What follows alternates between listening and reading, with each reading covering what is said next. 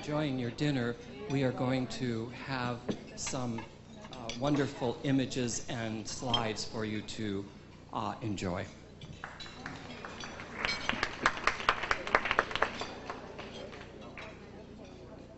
He returned to Tehran and taught at the National University, but was imprisoned by the Pahlavi regime in 1977. After the revolution, he became a professor at Tehran University, but in 1986 he immigrated to the United States, where he chaired the Department of History and Political Science at the University of Notre Dame in Belmont, California. His most recent post, he is now a visiting fellow at Stanford University. Please help me welcome Dr. Abbas Milani.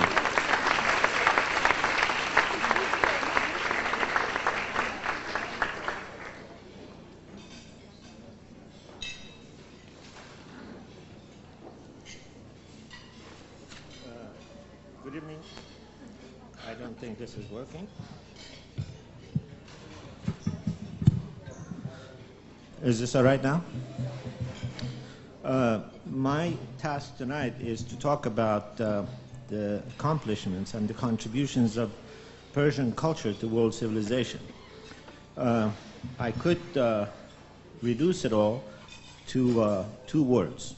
I could say that the greatest accomplishments of Persian culture is first and foremost Persian woman.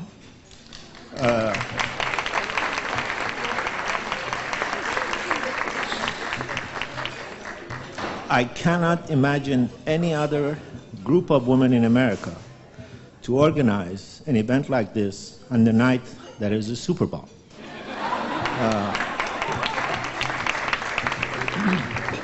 The second, I think, major accomplishment, I could reduce it to one word and say Anthony Shea.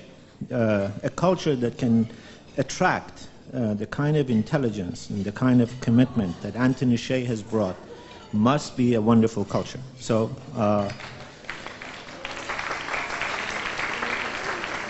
since I have to talk a little more than that two words, I'm going to talk about the great land of the Sofi. In 1935, at the suggestion of Persia's misguided ambassador to Nazi Germany, the country's name was changed to Iran. Those were the heydays of Aryan supremacy, and the word Iran literally means land of the Aryans. Something of a breach began to appear in Persian and Western consciousness. Persia, with its indelible aura of past grandeur and glory, was suddenly, and I think unwisely, replaced by Iran. With the simple stroke of a pen, as Foroughi, the erudite prime minister, soberly noted, the rich, resonant, and renowned identity of Persia was traded for a bleak unknown.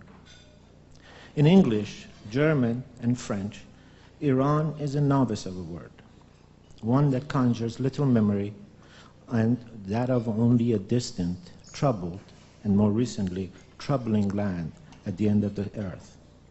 All too often, it is still confused with Iraq.